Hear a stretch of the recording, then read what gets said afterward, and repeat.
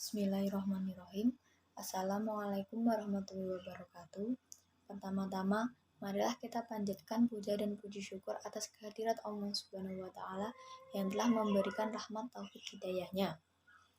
Kedua, sholawat serta salam kita curahkan kepada junjungan Nabi Agung Muhammad SAW. Yang terhormat, dosen pembimbing Bapak Dr. Oktio Franky Biantoro, Magister Pendidikan Islam, dan teman-teman yang berbahagia. Perkenalkan, nama saya Nadia Wahyu Putrianingsih dengan NIM 230702120. Di sini saya akan menerangkan tentang peranan sekolah sebagai pengembangan pendidikan multikultural.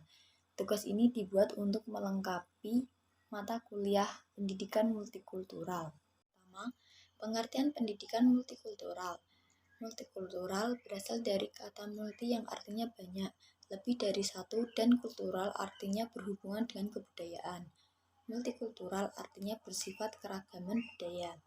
Pendidikan multikultural adalah strategi pendidikan yang diaplikasikan pada semua jenis mata pelajaran dengan cara menggunakan perbedaan-perbedaan kultural yang ada pada para siswa seperti perbedaan etnis, agama, bahasa, gender, kas, sosial, ras, kemampuan, dan umur agar proses belajar menjadi efektif dan mudah. 2. Tujuan pendidikan multikultural. 1. Sikap atau attitudinal goals adalah untuk mengembangkan kesadaran dan kepekaan kultural, toleransi kultural, penghargaan terhadap identitas kultural, sikap responsif terhadap budaya, keterampilan untuk menghindari dan meresolusi konflik.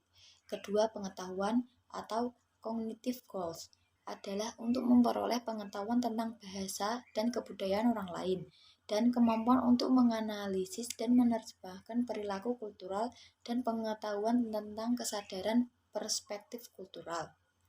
3.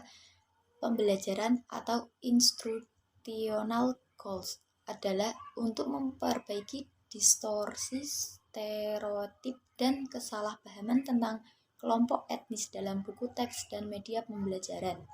3. Peranan kurikulum dalam pendidikan multikultural. 1. Keragaman budaya menjadi dasar dalam menentukan filsafat, teori model, dan hubungan sekolah dengan lingkungan sosial budaya.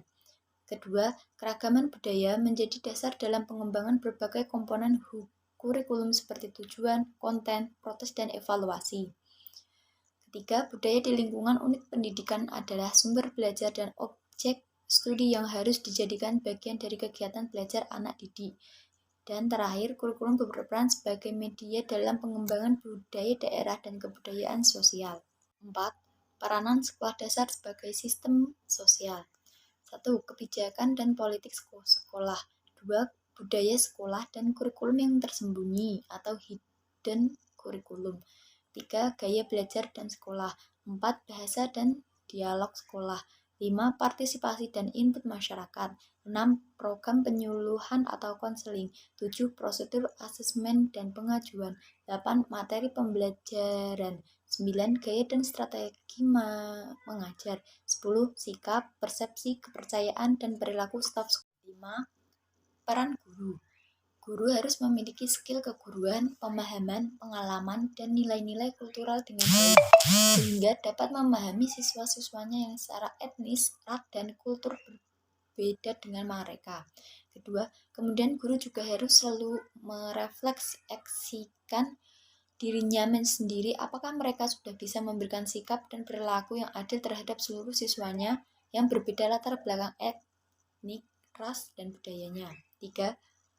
Guru juga harus mampu melakukan analisis perbandingan dan mampu mengambil sebuah kesimpulan tentang teori-teori yang dapat digunakan untuk mengelola keragaman sosial sehingga menjadi potensi yang kuat untuk bangsa. Terakhir, guru juga harus memiliki pengetahuan yang memadai tentang sejarah, karakteristik, dan perbedaan internal dalam masing-masing kelompok etnis dan ras-ras tertentu. 6. Strategi pembelajaran pendidikan multikultural. 1. Strategi pencapaian konsep. 2. Strategi cooperative learning. ketiga strategi analisis sosial, keempat strategi analisis nilai. Demikian yang dapat saya sampaikan, kurang lebihnya mohon maaf. Wassalamualaikum warahmatullahi wabarakatuh.